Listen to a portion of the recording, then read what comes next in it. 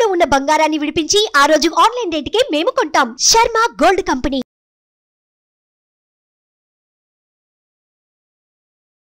నమస్తే, welcome to Suman TV. నేను మీ యామ్ని. క్రోధినామ సంవత్సర ఉగాదికి సంబంధించిన విషయాల గురించి మనకి తెలియచేయడానికి ప్రస్తుతం మనతో ఉన్నారు ప్రముఖ ఆధ్యాత్మికవేత్త, ప్రముఖ జ్యోతిష వాస్తు పండితులు మంత సూర్యనారాయణ శర్మ గారు ఉన్నారు. గురుగారితో మనం మాట్లాడదాం. నమస్కారం గురుగారు. నమస్కారం అమ్మా. గురుగారు, ఈ క్రోధినామ సంవత్సరంలో అసలు వృశ్చిక రాశి వారికి అంటే ఏ విధంగా ఉంటుంది? ఈ రాశి వారికి సంబంధించి ఆదాయం కానీ, వ్యయం, అవమాన, రాజపూజ గురించి తెలియచేయండి. తప్పకుండా. క్రోధనామ సంవత్సరంలో వృశ్చిక రాశి వారికి, మన వృశ్చిక రాశి అనేసరికి ఇక్కడ ఏంటంటే ఆల్మోస్ట్ విశాఖ 4వ పాదం వస్తుంది, అనురాధ వస్తుంది, జ్యేష్ఠ వస్తుంది. సో ఈ 4, 3 మొత్తం 9 పాదాల వారికి ఎలా ఉంటుంది? ఆదాయం ఎంత, వ్యయం ఎంత, రాజపూజ్యం, అవమానం దగ్గరికి వచ్చినప్పుడు ఆదాయం 8 భాగాలు కనబడితే వ్యయం 14 భాగాలు కనబడుతున్నాయి. అంటే ఆదాయం బాగానే ఉంటుంది, కానీ వ్యయం ఖర్చు పెట్టేది కూడా విపరీతంగా కనబడుతున్నాయి. అలాగే రాజపూజ్యం, అవమానం 4, 5 అంటే 4 భాగంలో రాజపూజ్యం ఉంటే 5 భాగాలు అవమానకరంగా కనబడుతున్నాయి. సో ఇక్కడ గురుబలం అనేది మనకేంటంటే మే 1వ తారీఖు నుండి వృశ్చిక రాశి వారికి కనబడుతుంది. సో మే 1 లోపల అంటే ఏప్రిల్ మాసంలో కొంత వీక్గా ఉంటారు వాళ్ళు. ఉండిన తర్వాత మే నుండి గురుబలం ఉంటుంది కాబట్టి డెఫినెట్గా గురుబలంతో ప్రతి కార్యసిద్ధికి ముందుకెళ్తారు, శుభకార్యాలు జరుగుతాయి, బలం పెరుగుతుంది, అన్నీ బాగుంటుంది. కానీ ఈ గురుబలం వచ్చినప్పుడు కొన్ని శుభకార్యాల కోసం విపరీతమైన ఖర్చు పెట్టవలసిన అవసరం ఉంటుంది. ఆ భాగంలో ఏంటంటే 14 భాగంలో ఖర్చు పెడతారు వాళ్ళు. 14 భాగంలో ఖర్చు పెట్టినప్పుడు ఏంటంటే అప్పు చేసిన ఖర్చు పెడతారు, లేదా పూర్వాశ్రమంలో సంపాదించిందైనా ఖర్చు పెడతారు. పూర్వాశ్రమంలో సంపాదించడానికి అక్కడ అర్ధాశ్రమం నడిచిన కింద సంవత్సరం అంతా వాళ్ళకి. సో న్యాచురల్గా వాళ్ళకి ఆశ్రమం సంపాదించింది ఏమి ఉండదు ఎక్కువగాను. సో అప్పైనా చేసినా శుభకార్యం ఖర్చు పెడతారు. సో ఖర్చు అనేది వీళ్ళకి ఎక్కువగానే కనబడుతుంది. శుభ ఫలితాలు కూడా మీకు ఉంటాయని చెప్పడానికి అవకాశం. ఇప్పుడు వ్యాపారస్తులకి ఏ విధంగా ఉంటుందండి? చిన్నది కానీ పెద్ద వ్యాపారం అనేది చాలా అద్భుతంగా ఉంటుందండి. వ్యాపారం రాణిస్తారు. గురుబలం ఉంది కాబట్టి కొత్త ఆలోచనలు, కొత్త ప్లానింగు, అలాగే పార్ట్నర్షిప్ వ్యాపారాలు, భార్యాభర్తలు కలిసి చేసే కొన్ని వ్యాపారాలు ఉంటాయి. కొన్ని వ్యాపారాలు కలిసి చేస్తారు.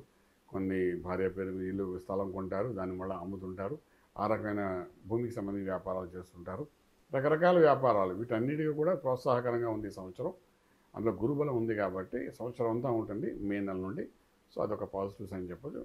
బాగా వ్యాపారం అందులో రైలు ఇన్వెస్ట్మెంట్ ప్లాన్స్లో అయితే చాలా సక్సెస్ఫుల్గా ముందుకెళ్ళిపోతారు. బలం బాగుంటుంది, యోగం బాగుంటుంది. కానీ ఆర్థికంగా ధనం అనేది చూసారా, వచ్చే ధనం కూడా బాగా వస్తుంది. ఆ వచ్చిన దానికంటే ఖర్చు పెట్టేది మాత్రం మనకు విపరీతంగా జరుగుతుంది. ఇప్పుడు స్టాక్ మార్కెట్ ఏ విధంగా ఉంటుందండి? ట్రేడింగ్ చేసుకోవచ్చు, స్టాక్ మార్కెట్ మీద వెళ్ళచ్చు.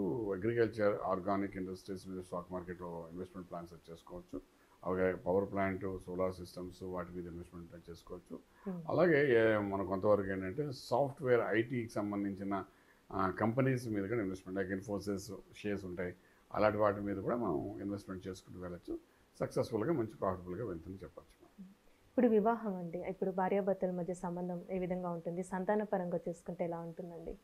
వివాహం అనుకున్నప్పుడు గురుబలం మే నుండి మొదలైంది కాబట్టి వివాహ ప్రయత్నాలు చేస్తే సక్సెస్ఫుల్గా అవుతారు. అంటే చిన్నపిల్లలు పెళ్లికి ఈడు వచ్చిన వాళ్ళకైతే దానికి ఇబ్బంది లేదు, శుభంగా చక్కగా ఈ సమయంలో వివాహం జరుగుతుంది. అలాగే 30-35 సంవత్సరాలు దాటి వివాహం జరిగిన వాళ్ళకి కూడా ఈ సమయంలో గురువు యొక్క అనుగ్రహం ఉంది కాబట్టి, దృష్టి పడింది కాబట్టి డెఫినెట్గా అది కూడా మంచి రిజల్ట్ ఇచ్చే అవకాశం ఉంది. అలాగే ద్వితీయ వివాహం కోసం చేసే ప్రయత్నాల్లో కూడా సఫలీకృతమయ్యే అవకాశం ఉంది. బాగానే గురువు అనుగ్రహం ఈ సంవత్సరం అంతా శుభ ఫలితాలు కనబడతాయి. ఇక సంతానం కోసం చేసే ప్రయత్నాలు, ఈ గురువు యొక్క అనుగ్రహం అనేది కొంచెం ఉంది కానీ బట్ ఇంకా అర్ధాశ్రమ ప్రభావం ఉంది కాబట్టి కొంత న్యూట్రల్గా ఉంటుంది. వచ్చే సంవత్సరం మాత్రం ఖచ్చితంగా చక్కటి సంతాన ఫలితాలు బాగుంటాయని చెప్పగలుగుతాం. ఇప్పుడు ప్రైవేట్ ఉద్యోగస్తులు కానీ గవర్నమెంట్ రంగానికి సంబంధించండి, వీళ్ళకి ఏమైనా ప్రమోషన్స్ కానీ ట్రాన్స్ఫర్స్ అయ్యే ఛాన్స్ ఉందంటారా? ప్రైవేట్ ఉద్యోగస్తులకి మాత్రం ఆర్థికంగా చాలా లాభాలు వస్తాయమ్మా. ఆర్థిక లాభాలు కనబడతాయి. కానీ వాళ్ళని ఏంటంటే రీఇన్వెస్ట్మెంట్ ప్రాసెస్లోకి వెళ్ళిపోతారు, మంచి ఖర్చు కూడా కనబడుతుంది. సో అలాగే గవర్నమెంట్ ఉద్యోగస్తులకి సెంట్రల్ గవర్నమెంట్ అనుకోండి, స్టేట్ గవర్నమెంట్ అనుకోండి, ప్రమోషన్స్, ఇంక్రిమెంట్స్ కూడా వస్తాయి. ప్రమోషన్తో కూడా ఇంక్రిమెంట్, చాలామంది ప్రమోషన్తో ఆపుతారు, ఇంక్రిమెంట్స్ పెద్దగా రావు. కానీ ప్రమోషన్ బాగుంటుంది, ఇంక్రిమెంట్స్ కూడా బాగా అవుతాయి. 2 రకాలుగా కూడా మంచి చక్కటి ఫలితాలు ఇస్తారు వాళ్ళకి గవర్నమెంట్ సెక్టర్స్లో కూడాను. ఎటు వచ్చి ఏమిటంటే ఇక్కడ మనకు హయ్యర్ అఫీషియల్ పోలీస్ డిపార్ట్మెంట్ ఏదైతే ఉందో, అంటే పోలీస్ డిపార్ట్మెంట్, అది కుజుడికి సంబంధించిన డిపార్ట్మెంట్ అనమాట. రాజకీయ రంగం కూడా కుజుడికి సంబంధించిందే. అలాగే గవర్నమెంట్ జాబ్ కూడా కుజుడికి సంబంధించిందే. సో మనకు కుజుడే అక్కడ రాజు ఈ సంవత్సరం అందరికీ. అంచేతంటే ఈ ఫామ్లో ఎక్కడైనా పెండింగ్లో ఉన్నాయి అనుకుంటే వీళ్ళు వృశ్చిక రాశ్యాధిపతి కూడా కుజుడే. అంచేత ఒక ప్రభుత్వ ఉద్యోగం చేసే ప్రయత్నంలో పెండింగ్లో ఉంది ఫైల్ అనుకుందాం, అది ప్రాసెస్ చేసుకుంటే ఫలితం వస్తుంది. ఒక గ్రూప్స్ ప్రిపేర్ అవుతుంటారు, అవుతున్నప్పుడు అది పెండింగ్లో ఉంది అనుకుంటా, దానికి ఎలా రాయాలి ఎగ్జామ్స్ ప్రిపరేషన్ అందులో సక్సెస్ఫుల్ కనబడుతుంది అనమాట. సో అలాగే ప్రమోషన్స్ కూడా పెండింగ్స్ ఉంటాయి. ఈ government department, police department files అంతగా ముందుకు వెళ్ళవు, టేబుల్ మీద అలా కూర్చొని ఉంటాయి ప్రమోషన్ ఫైల్స్ అని. నేను ఎందుకంటే ఈ సంతకాలు పెడితే కానీ ప్రమోషన్ రావు. సో అటువంటివన్నిటి కూడా ఇప్పుడు ప్రయత్నం చేసుకోగలిగితే డెఫినెట్గా సక్సెస్ ఉంటుందని చెప్తాను. ఇప్పుడు వ్యవసాయం ఏ విధంగా ఉంటుందండి ఈ రాశి వారికి? వ్యవసాయం చాలా బాగుంటుందమ్మా. ఇక్కడ ధాన్యం పండించడం చాలా బాగుంటుంది. తర్వాత సీడ్స్ తీసుకోండి, తర్వాత మీరు మొక్కజొన్న తీసుకోండి, అలాగే చెరుకు తీసుకోండి, చెరుకు పంట, కొబ్బరి పంట, తర్వాత మనకు కూరగాయలది, అన్ని పంటలు ఆల్మోస్ట్ 50 ప్రాఫిట్స్లోనే ఈ సంవత్సరం అంతా వెళ్తుంది చెప్పచ్చు. ఇప్పుడు విద్యార్థులకండి ఒకవేళ విదేశాలకు వెళ్ళాలనుకుంటున్నారు, అక్కడ ఉన్న వాళ్ళకి కూడా ఏ విధంగా ఉంటుందంటారు? విద్యార్థులకి కొంచెం అనుకూలంగా లేదు, ఎందుకంటే కొంచెం ఇబ్బందికరమైన పరిస్థితి. పంచంలో మనకు రాహు ఉన్నాడు కాబట్టి స్ట్రెస్తో కూడిన వ్యవహారం జరుగుతుంది. అలాగే వైఫ్ అండ్ హస్బెండ్ కలిసి విదేశాలు సెటిల్ అవ్వాలంటే వాళ్ళకి అవకాశాలు ఉన్నాయి. పెళ్ళైన వాళ్ళు వెళ్ళి అక్కడ సెటిల్ అవ్వడానికి అనుకూలమైన వాతావరణమే. కానీ సంతానం, చిన్నపిల్లలు ఎవరైతే చదువుకునే విద్యార్థులు ఎవరు ఉంటారో వాళ్ళకి మాత్రం అనుకూలమైన వాతావరణం మనకి ఇక్కడ కనిపించట్లేదు. ఒకవేళ వృశ్చిక రాశికి సంబంధించిన వ్యక్తుల యొక్క పిల్లలు వాళ్ళ సంతానం విదేశాలకు వెళ్ళాలనుకుంటే అది కూడా కొంచెం ఇబ్బందికరమైన పరిస్థితి ఉంటుంది, ఖర్చుతో కూడిన వ్యవహారం అవుతుంది. రిజల్ట్ మాత్రం స్ట్రెస్ తప్ప మనకు సాటిస్ఫాక్షన్ అయిన యూనివర్సిటీలో రాకపోవడము, దానివల్ల మానసిక ఒత్తిడి పొంది ఇలాంటివన్నీ కూడా జరిగే అవకాశాలని చెప్తాను. అలానే ఇప్పుడు ఆరోగ్య సమస్యలు ఉన్నాయండి రాశి వారికి ఏమైనా? ఈ రాశి వారికి ఈ సంవత్సరం ఆరోగ్య సమస్యలు చాలా తక్కువే అని చెప్పొచ్చాము. కారణం ఏంటంటే ఇక్కడ శనీశ్వరుడు అర్ధాష్టమి శని ఉన్నాడు, వాడు ఏడిపించాల్సిందే కానీ సంవత్సరం ఏడిపించి ఉంటాడు, ఏది సెటిల్మెంట్ సరిగ్గా చేయకుండా. ఇంక ఈ సంవత్సరం వెళ్ళిపోతుంటాడు, వెళ్ళిపోతున్నప్పుడు పెద్దగా అనారోగ్యం పరిస్థితిని తీసుకురాడు.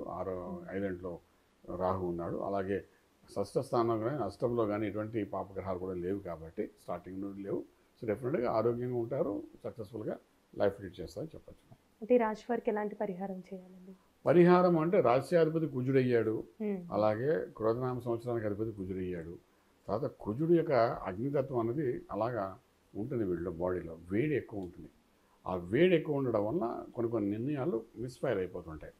ఎప్పుడూ ఒక ఫామ్లో ఉన్నాం, సక్సెస్ఫుల్ ఉన్నాం కదా అని చెప్పి అదే ఫామ్లో వెళ్ళిపోతూ కొంచెం ఆచితూచి వ్యవహరించాలి. ఎందుకంటే మీ అలా ఉన్న అగ్నితత్వం ఏం చేస్తుంటే మీ యొక్క ప్లానింగ్ని బర్న్ చేసే అవకాశాలు కొద్దిగా ఉంటాయి. ఇవి ఎప్పుడైతే బర్న్ చేసేస్తాయంటే మన ప్లానింగ్ డెఫినెట్గా మన అన్సక్సెస్ఫుల్ అవ్వడానికి ఛాన్సెస్ ఉంటాయి. అంటే వీటన్ని అధిగమించడానికి సుబ్రహ్మణ్యేశ్వర స్వామి యొక్క ఆరాధన చేయడం. అది ఎలాగంటే ఒక్కొక్కసారి మనం వెండి ప్లేట్లోని స్వామివారి విగ్రహం పెట్టుకుని రోజు అభిషేకం చేయడం, ఆ తీర్థం తీసుకోవడం, అదొక ప్రక్రియ. లేదంటే మంగళవారాలు శుక్రవారాల పూట గుడికి వెళ్ళడం, మనం పాలు తీసుకొని అభిషేకం చేసి కోతనామంతా చేసుకోవడం, అదో 2వ పద్ధతి. ముందు నాగదేవతకు వెళ్ళడం, అక్కడికి 10 రోజులకు ఒకసారి వెళ్ళి నాగదేవత గుడి ఏది ఉంటే ఆ గుడిలో కొద్దిగా అభిషేకం చేసి నమస్కారం చేసుకోవడం. ఇలా రకరకాలుగా సర్పానికి చేయడం, అలాగే రకరకాలుగా మనం చేసుకోవచ్చు. ఈ వారం ఎక్కడికి వెళ్తే ఇంకో వారం ఇంకో చోటికి. ఇదేం చేస్తుందంటే మనలో అగ్నితత్వాన్ని తగ్గిస్తుంది. ఆ అభిషేకం ఎప్పుడేం చేస్తాం మనలో ఆ వేడి తగ్గుతుంది. వేడి తగ్గితే మనం చెప్పే మాటలోని ఒక బలం పెరుగుతుంది, ఒక సక్సెస్ ఉంటుంది, రాజమార్గంలో రాజ్యం పొందగలుగుతాం. చాలా చక్కగా తెలియజేశారండి, ధన్యవాదాలు. శుభం వ్యాధి. చూసారు కదండి, క్రోధీనామ సంవత్సరంలో వృశ్చిక రాశి వారికి అసలు ఏ విధంగా ఉంటుంది, అలానే ఈ రాశి వారికి సంబంధించిన పరిహారాలు గురుగారు మనకి తెలియజేశారు కదా. అలానే మీ జాతకానికి సంబంధించి కానీ మీ ఇంటి వ్యాపార వాస్తుకు సంబంధించి ఎలాంటి విషయాలైనా మీరు తెలుసుకోవాలనుకుంటే స్క్రీన్ మీద కనిపిస్తున్న నెంబర్కి కాల్ చేసి గురుగారిని సంప్రదించవచ్చు. ఇలాంటి మంచి వీడియోస్తో మళ్ళీ మేము ముందుంటాను. ధన్యవాదాలు. సుమన్ టీవీలో మీ పర్సనల్ అండ్ బిజినెస్ ప్రమోషన్స్ కోసం కింది నెంబర్కి కాంటాక్ట్ చేయండి.